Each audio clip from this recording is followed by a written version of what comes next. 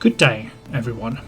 I am the 21st Storyteller, and welcome to my very first video on my channel, which will be a dramatised story reading, starting at the beginning of a playthrough of an excellent game called Infection Free Zone, which I've recently picked up and I cannot seem to stop playing.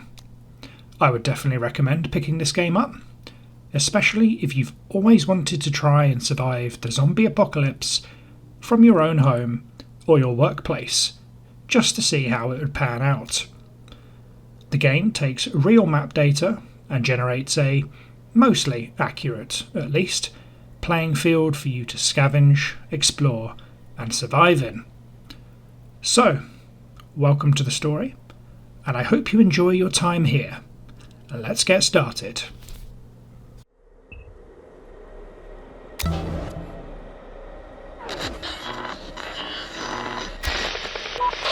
All survivors, the infection is in decline. Seekers and rebuild.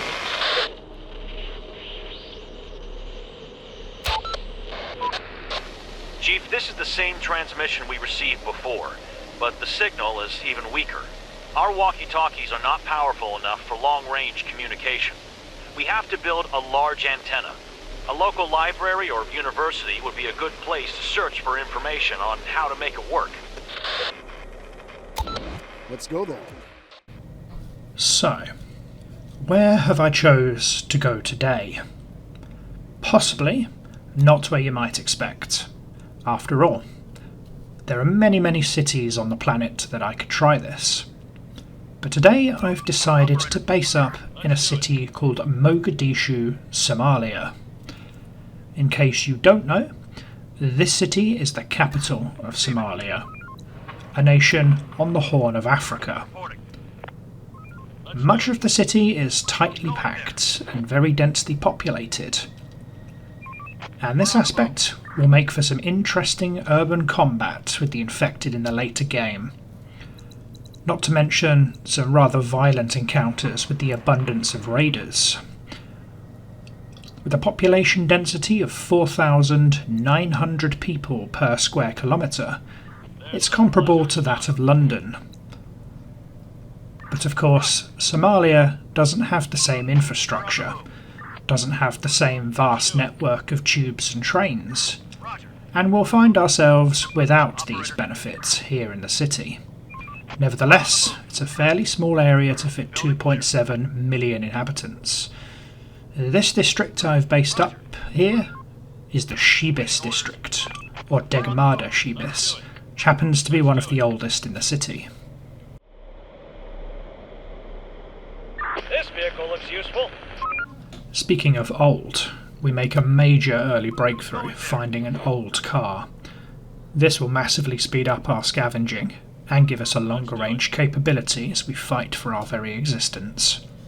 So as we start up, I think to myself, what trouble could I expect to find here in Mogadishu?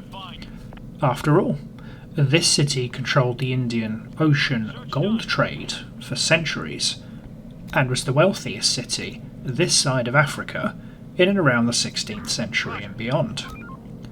And to top that off, it also had an absolutely roaring trade in the textile industry. But even if times have changed for Mogadishu, that means there should still be plenty of selling points here to help us survive, right? Well, unfortunately for us, in an apocalypse like this, there is no amount of gold, nor an abundance of trendy and rich clothing that is going to help us out here, other than maybe resisting the odd scratch or two. And since gold became useless the moment the entire world fell apart, that's not exactly going to increase our odds of survival. But as the scavengers make their rounds, I think we stumble upon something that just might increase those odds. Let's do it. This vehicle looks useful. Now that is a petrol tanker. Might not be an essential item right now, but that's a boost to mobility. In these densely packed streets, we stand a much better chance being mobile and being able to respond in emergency than having to slowly trudge everywhere on foot. I've chosen what I believe to be an abandoned apartment as a base of operations, and we've got some immediate problems to address. Buildings all around us obscure sightlines. Now, this presents problems. This gives raiders and the infected much more chance to ambush us in short order. We can't see them till the very last moment. So, we must start demolishing these buildings to clear lines of sight. And believe me, with nearly 48,000 buildings on this map, that's going to be one hell of an ask when it comes down to it. However, feeding the zone on canned goods is not exactly going to be any trouble. As long as I have the manpower to spare, that is. Oh, and just to let you know, I named the area the Somalian Exclusion Zone. Or at least, I will do this when I eventually realise that I forgot to do this when the game was first set up. Hey, I don't claim to be perfect. But before we start getting ideas of grandeur, we need some basics. A roof over our citizens' heads. The buildings in this district aren't exactly large, but they are numerous, and we've got 40 men and women urgently needing shelter. So we get to work and start repurposing the closest apartment into what I can only describe as a rough and ready shelter. We're also desperately going to need a warehouse to collect the stored goods, because demolition yields a lot of resources, all of which need a place to stay. Another apartment gets earmarked exactly for this purpose. And our squad meets their first snag, surrounded by 3 infected groups in the school they were tasked with looting. They're alone and without armour, but they grab their guns and steel themselves. Ready for action. Let's do it. Ford, spotted! They expertly shoot down the first group from the upper windows. They hold their breath as another group lingers, restless, trying to find out where the shots came from. But the squad quickly gathers up their loot, several much-needed scientific research manuals for the zone, and beat a quick getaway out of the back door. But as soon as they're out, they're confronted by another group of infected rushing down the alleyway straight towards them, a test of nerves and resolve.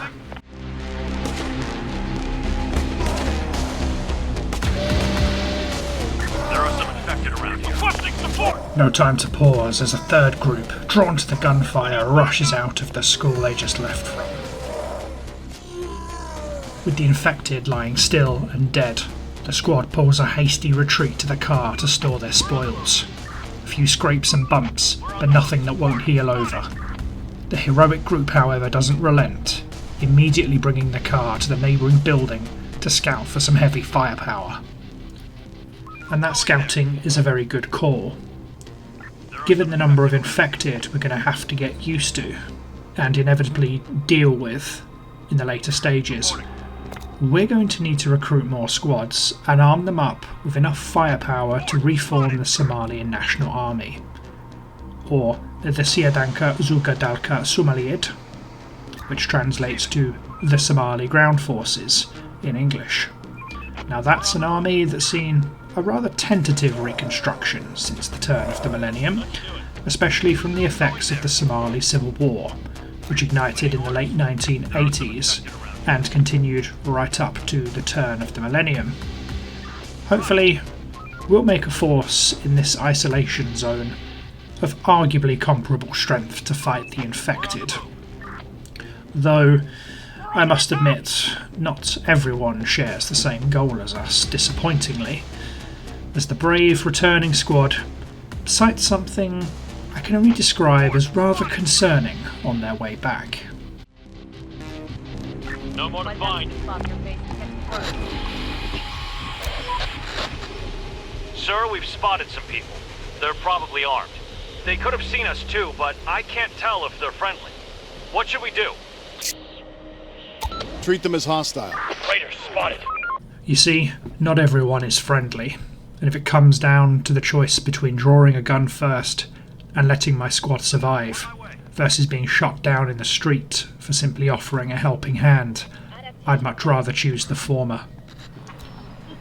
But on better news, however, the shelter is now up, giving our citizens some much needed cover from the elements.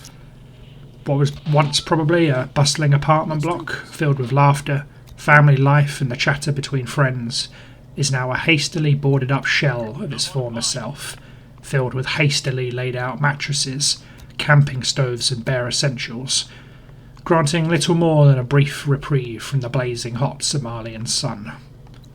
And the sun here is no joke. Real life temperatures in the city sit at 30 Celsius on average, or 86 Fahrenheit for our US friends.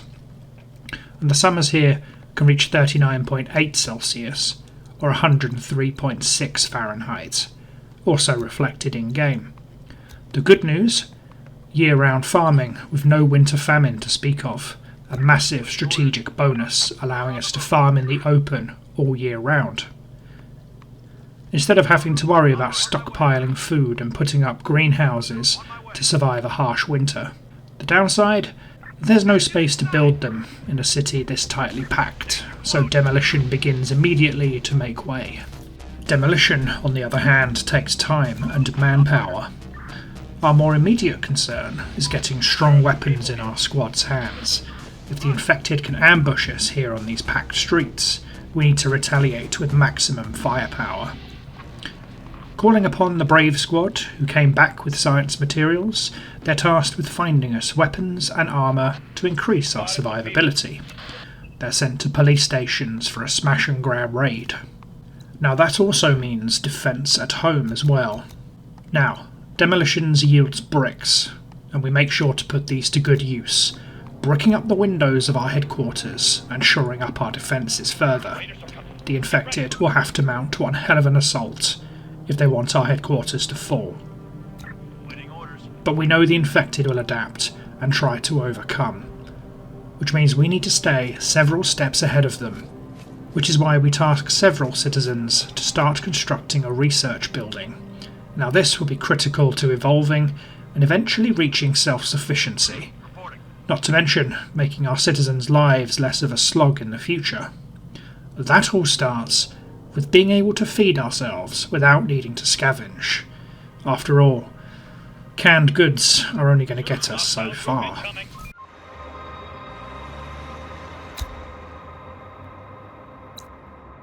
Another vehicle here. Speaking of so far, we uncover a third vehicle while hunting for those better guns. Unfortunately for us, it's a long way away from the zone, and I'm not willing to split the squad and leave someone behind for it, not with the city as chaotic as it is right now. The last thing I need is to split a 4-man squad and make them easy pickings for any eagle-eyed group of raiders with guns. So they're instructed to stay focused and clear the station for everything they can get to help us establish a foothold in the Shibis district. Now, I might add that demolishing the buildings may sound a little bit overkill, but in this district it might actually make sense even in the real world, and if we weren't fighting for our very existence. Many of these buildings were left crumbling throughout the 90s and during the Civil War, and quite a few of them likely wouldn't survive being repurposed in the way we're doing. So it's not just about clearing sightlines, but getting us some much needed building materials. The more the better, especially if we choose to build our own structures in their place. On the topic of structures, Mogadishu itself is a little unique actually. Much of its layout would have been influenced by Italian colonial rule from around 1880 to the early 1940s. The other part would be of traditional Somali construction, especially in a district as old as this one. To be honest, this is a rather odd blend, but the Italian buildings and their stone facades would be perfect for repurposing into bricks for new buildings, especially if they're knocked down and put back together. Both types of these building styles would give us some real value in terms of survival and rebuilding, even in the real world.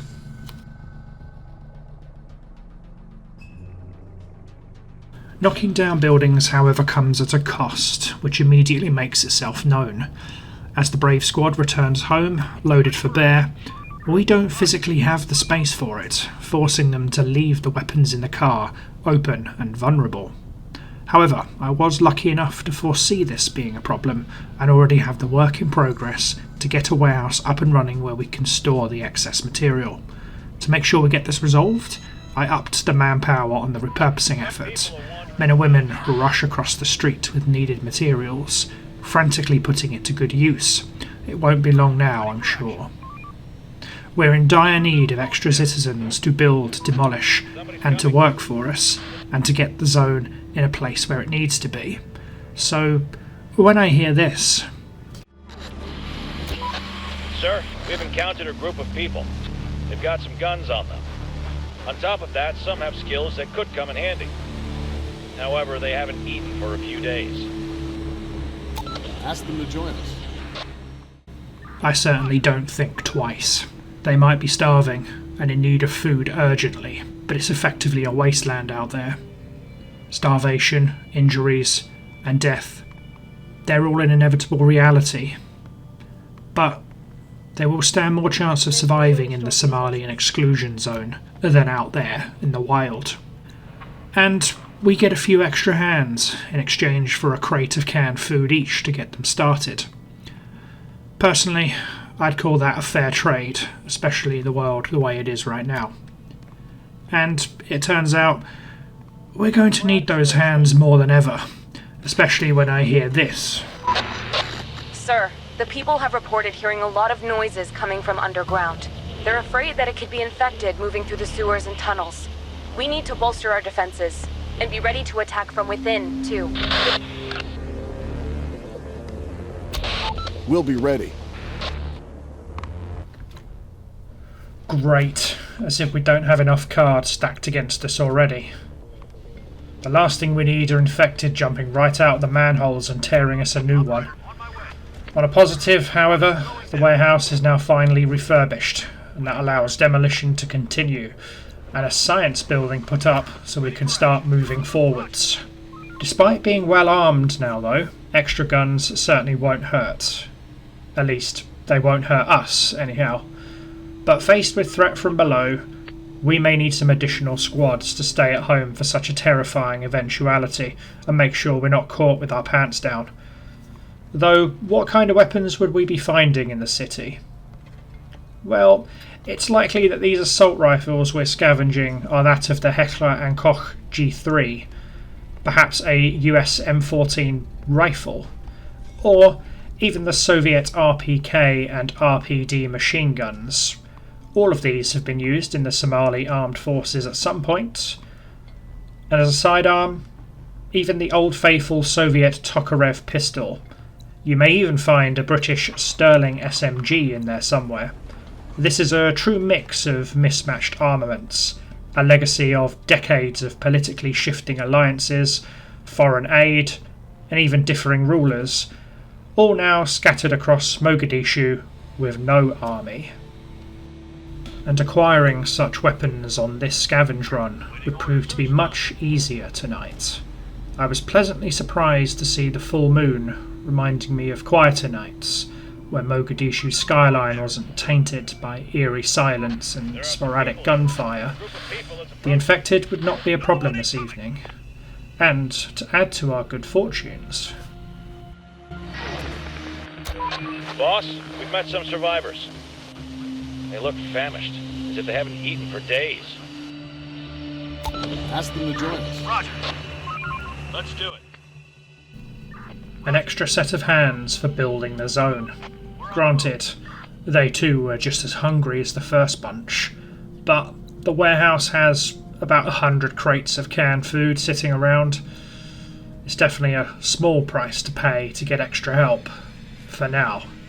Though I am acutely aware that the more citizens I invite into the zone means more food to keep us afloat, and there will come a time that scavenging for cans just isn't going to cut it. And right now, we just simply don't have the space to start farming our own fresh food, not with all these buildings around to block the open space. Couldn't even do it on a rooftop if I had to. So, in essence, this boils down to somewhat of a race against time to get ourselves set up properly. Now you see, in such a race against time, we can't really afford to make many mistakes. I heard back from the scavenging team that they'd found an assault rifle in one of the abandoned police stations nearby, but I figured they were making poor decisions just to simply leave it behind in favour of an ammunition crate. I quickly put them right after this. After all, having bullets and no gun to fire it from, well, that's just brass. And a cannonball without a barrel is simply dead weight. Oh, and as a testament to the chaos in Mogadishu, getting the guns home wasn't exactly going to be entirely smooth. We're under attack!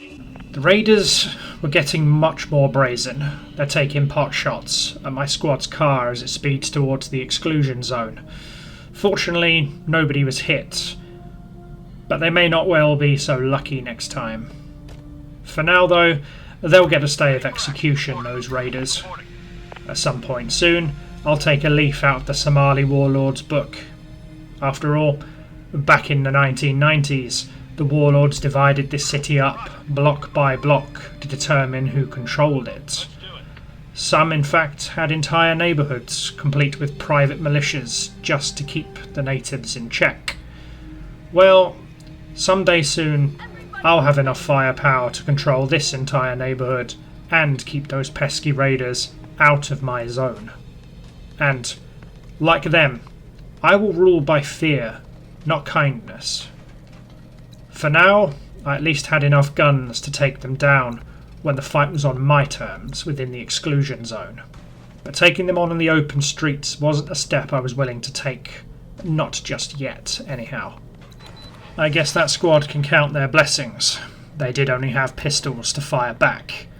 They might not be so lucky next time, and they might find themselves up against 4 raiders with a whole set of 7.62s pointing their way.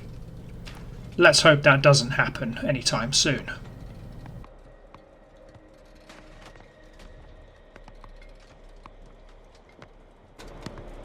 New tech available. Now we're ready to build an antenna. Once it's operational, we'll be ready to receive distant transmissions again, and broadcast some invitations ourselves. Okay, let's do this. And that was music to my ears. The ability to establish long-range communication will be a boon to growing the zone and helping wandering survivors. But with it comes a double-edged sword. For every hopeful, desperate, kind-hearted survivor's ear that catches our message, so could the ears of someone with sharp teeth, a gun, and nothing to lose. The ears of raiders and plunderers alike. But while I could shoot down a chancer or two in the streets around the zone, I confess myself unfazed by the prospect. But progress continues to come our way as the first round of demolition concludes, giving us a much clearer northwest sightline. This will allow soldiers in our HQ and science centres to clearly see the infected before they reach our citizens and take effective preemptive action. There's still a bit more to go to clear the entire city block, but progress is progress.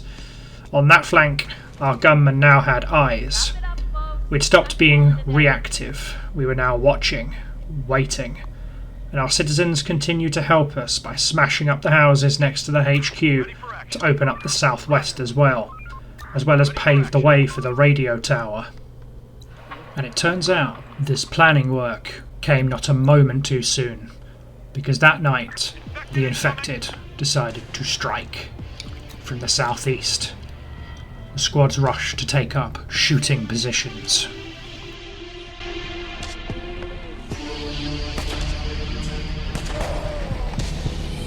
Ready for action.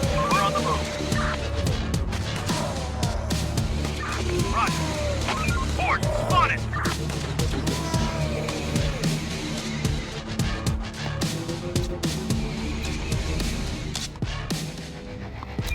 Operator, we're on the move.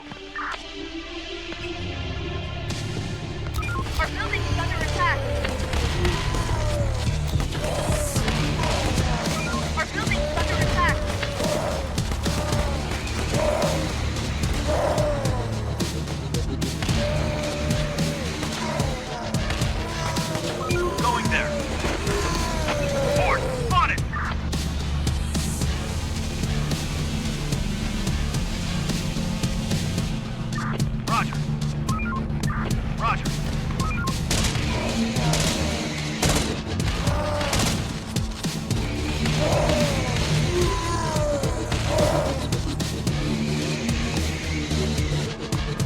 Luckily for us, on this occasion, there seemed to be no more than 20 or 30, and the shotguns we found on our raid came in handy for keeping them away from our citizens, not to mention some creative use of the car. While this gives us reason to breathe a sigh of relief, it can't be for too long. The hordes will undoubtedly become more ferocious as time goes on. We might have the early advantage over them for now, but that advantage won't exactly last forever. Of course, the real dream is to build our own rifles, build our own bullets, our own shotguns, our own instruments of death to fight back. But for now, that prospect remains firmly as a pipe dream. We might have gotten lucky this time, but their numbers will increase, maybe even outnumbering us one day. What we can fend off today will eventually become something that can destroy us tomorrow. So no matter how many guns and bullets we have to shoot back, without the men and women to wield them, what good are they? And if we don't get farms up soon, that might become a harsh reality, being outnumbered. I take the ruthless approach, and I order another round of demolitions. So, armed with sledgehammers, sticks, gloves, hell, even their bare hands, I order the prompt destruction of the remaining buildings on the adjacent block, to take it apart, brick by brick, down to the ground it stands upon, to get our food supply up and running before the squad start struggling to scavenge the canned foods we need to keep sustenance. Even if that means early morning wake-up calls at 7 AM flat, long days of labour, our survival comes first. I then issued another demolition order on the buildings directly behind the HQ. This will allow us to keep our heads on a 360-degree swivel from headquarters. While the guards in HQ can see in every direction, this will become a bastion of defence for the entire exclusion zone and give us a vantage point. And this will make our lives easier when the infected inevitably come knocking again. To buy us as much time as possible on our survival clock, I issued a mass squad order to loot as many buildings for their canned food as you can physically get. But what could we expect to find in Somalia? We certainly won't be finding any pork in these buildings, but we might find a few Italian influences, such as spaghetti or pasta. Rice would also be commonplace here. Had it not been a few years since the infection, we might expect to find a canjiro, a pancake-style bread, perfect with honey, apparently. If we're lucky, perhaps a few side dishes, like beef liver, or perhaps some goat or camel meat, quite common for this area of the world. The right combination of foods might even get us a serving of a Somalian hot pot, of rice, vegetables, and meat. In fact, that's a staple dish in Somalia, perhaps with a banana served on the side. If we look hard enough, we might be able to find some spice to make that even better. The Somalians are not averse to this, after all, with their zawash, which funnily enough translates to English exactly as spices. It certainly boosts morale to get this mix of cardamom, nutmeg, cumin and coriander together for the guys. Either way, every can of food will stave off hunger until the fields are up and running.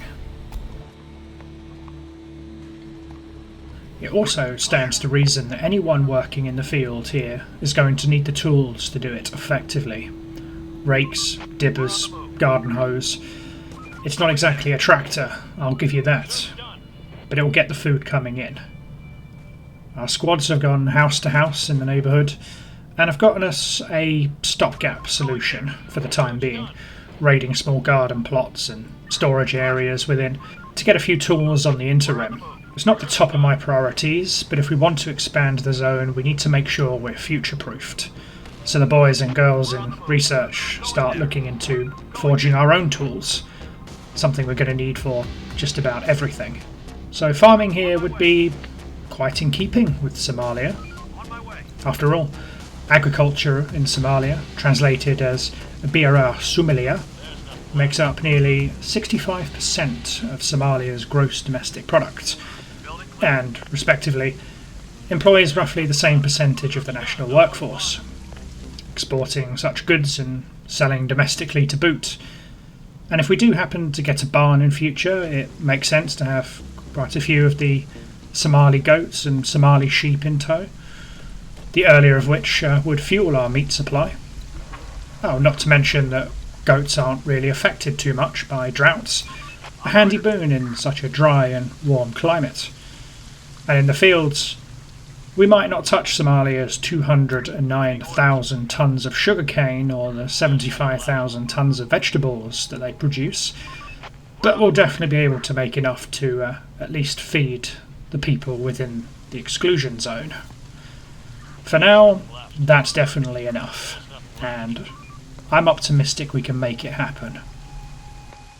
The problem comes, however, that with extra food on stock and the warehouses full, comes extra risk. Just simply one sneak attack from an eagle-eyed raider group with a set of machine guns, and they'll make their way off into the depths of Somalia with enough food to feed their wretched presence for months. That's something I simply can't have, as they'll only come back stronger and in greater numbers. However, we do have a boon in that those buildings we've knocked down have yielded quite the materials, as a matter of fact. So to make sure that we don't end up in this terrible situation, I issued out an executive order to reinforce our warehouses with brick infill and fortifications, just the same way that I'd done the headquarters previously. After all, wooden boards and mouldy drapes and makeshift shelters aren't exactly going to stop a determined infected horde, nor a hardened raider group with a shotgun and the skills to use it, but solid walls just might, or they might at least buy us some time to stop them before they do any real damage. Oh, and while we're at it, we might as well give it a fresh coat of paint. I know looks aren't exactly the priority right now, but a uniform style gives just enough sense of order within the camp to remind the rest of us what exactly it is we're fighting for. But, much to my dismay, just as the first citizens begin to head over with their bags of bricks and their pieces of metal to start work, hostile forces had a surprise for us in store. Operator, roger. Let's do it.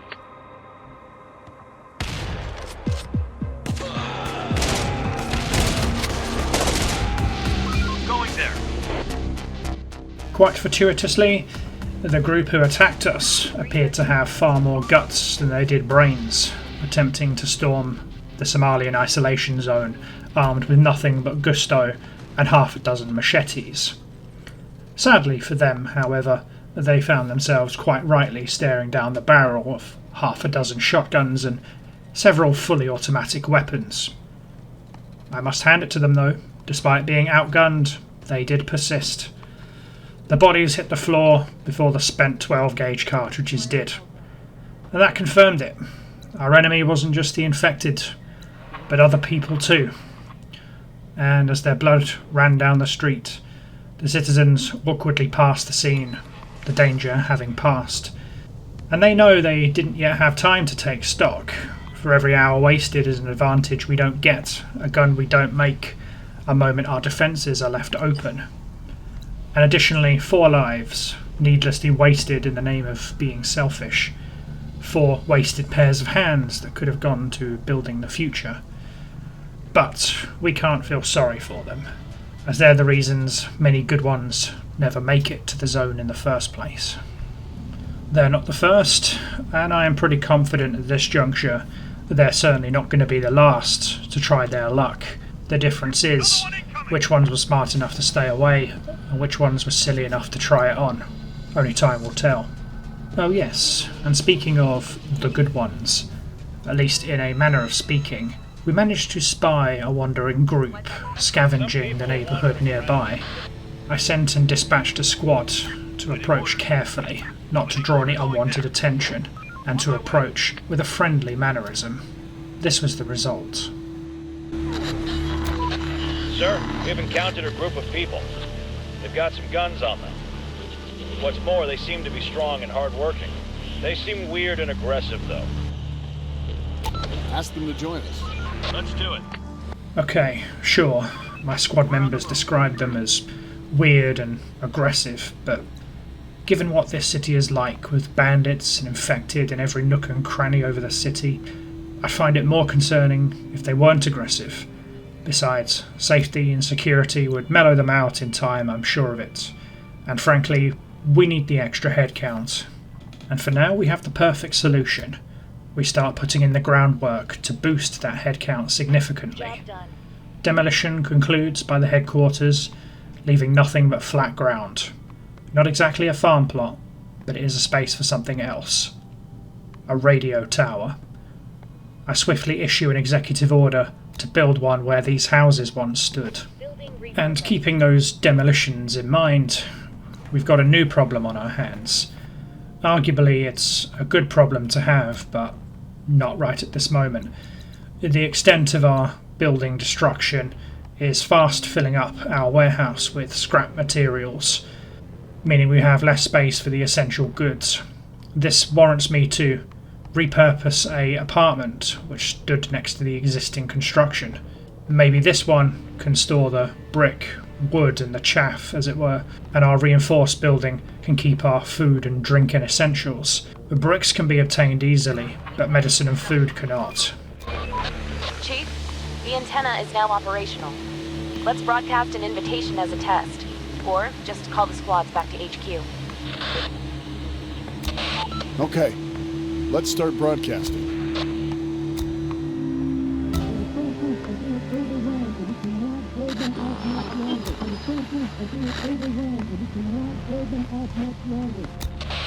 How many of you are there? Please, come to us. We'll take you in.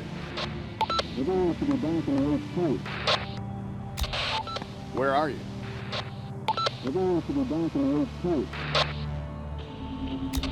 You have to come on your own. And be careful. We're waiting for you.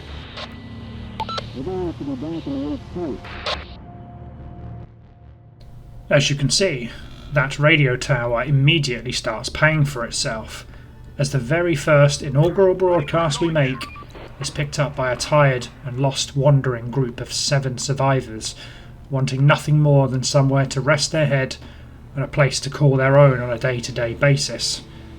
Sadly, we don't have the manpower to spare to provide them with an escort to the zone, even if they're not particularly that far away from us. It's not ideal having to ask them to make their way to us on their lonesome, potentially at the mercy of every raider with a bad attitude, but we'll make it worth their while once they arrive in the zone and we can help them to settle in. Though getting a radio tower up like this may not be as easy a task as it may seem, as a matter of fact. As of 2022, only 48.9% of Somalia's buildings have reliable electric power, though the country has taken great steps to increase this in recent years. After all, only 25.5% of buildings had electrical power as late as 2009. Somalia had one of the lowest levels of electrification in sub-Saharan Africa as recently as the mid-teens, 2015. Trying to find a few kilowatts to run such a large radio tower operation may certainly take some doing right now, though being right in the heart of the Somalian capital might just tip the odds in our favour. But still, the Somali government is pursuing universal electrification to this day. They are projecting 75% electrification by 2027, following up with 100% coverage by 2030. Whether they're on target is yet to be seen. For now though, having a working radio tower and the ability to reach out to those most in need will keep us growing at a decent rate, and while this group is on their way to us, we need to make sure that those we reach out to can feel safe when we invite them to the zone. The dead survivors en route to camp are not exactly going to leave the best impression for those seeking to join us. On top of that, any burning-eared raider might just hear the same broadcast after all. Going there. We're on the move. On my way. We're under attack!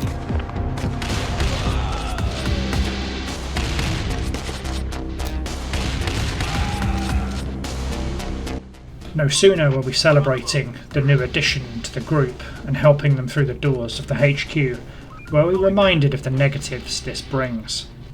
This time, the raiders brought guns, but sadly, for them at least, the squad dispatched to intercept them wearing riot armour, well suited for dealing with low-caliber weapons like theirs, blunting on impact. It takes just a few blasts of buckshot to drop them right there on the road, leaving the safe zone once again clear. But as much as we can resent their motives, and resent the violence they bring, prying their weapons and ammo from their cold dead hands and their bodies is only going to strengthen the zone, defending it ironically with their own weapons later when more come trying.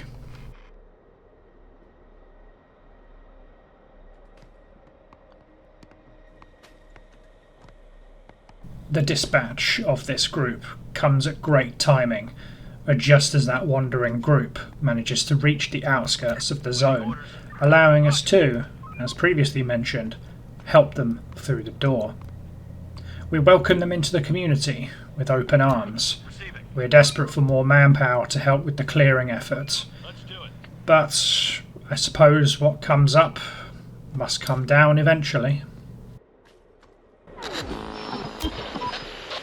Chief, we're scavenging this place, but there is something odd about it. Someone must have been here recently. Get on the ground! Drop your weapons! Hands where I can see them!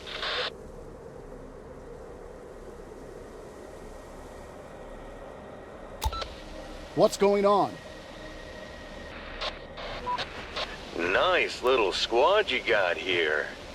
Very, very nice.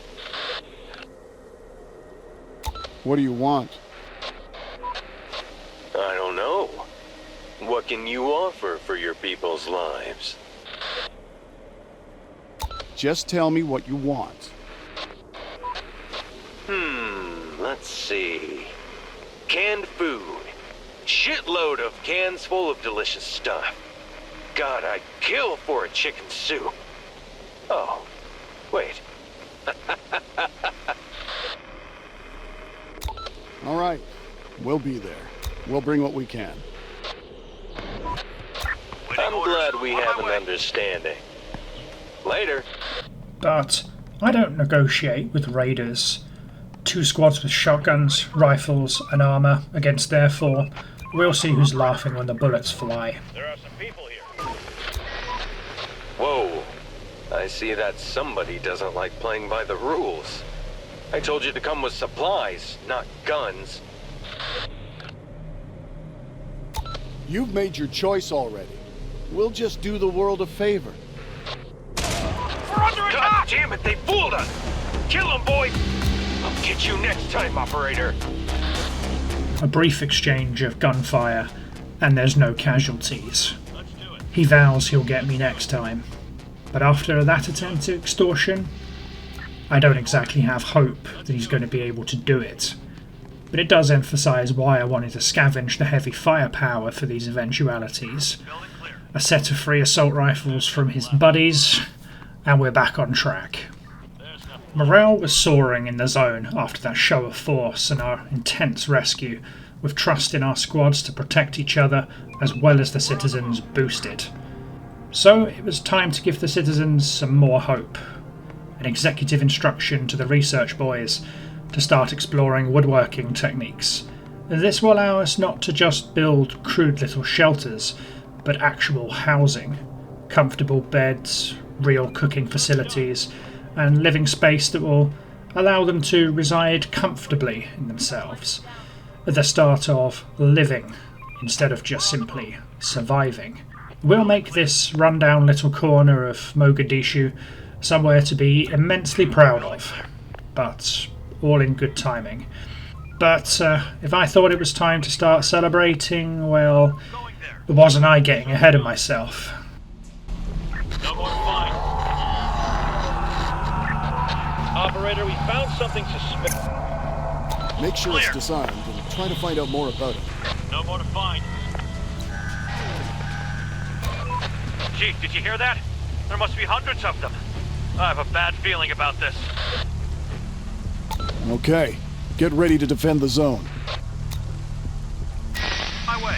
All squads, return to base. Knowing that potentially hundreds and hundreds of infected were rushing towards the zone right now, I grabbed the radio straight away and ordered all squads to abandon their scavenging efforts immediately and return home as fast as humanly possible and to take up defensive positions. We must not let the Somalian isolation zone fall today. Squads rushed to the windows of the warehouse, the science lab, the citizen shelters and HQ, and we hold our breath, aiming into the darkness and the rain beyond. Horde, spotted! And that's when they came. 10 infected, followed by 10 more after that, rushing in from the north. They flank west. I quickly ordered the squads to rotate buildings and prepare to engage.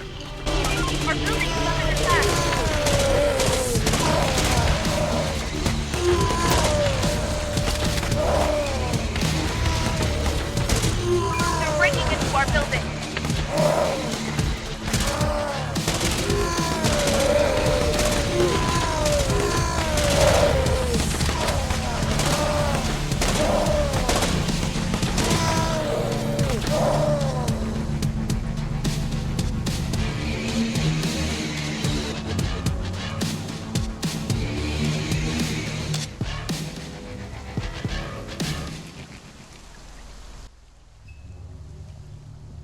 The zone falls silent.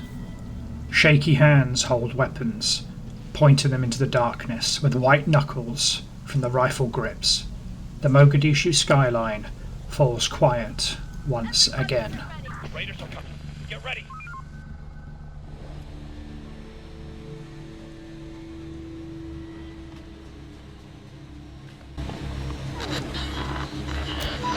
Boss, it's been a rough night.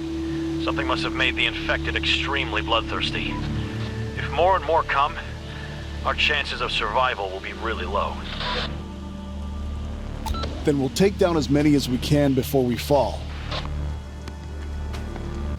And so, morning comes.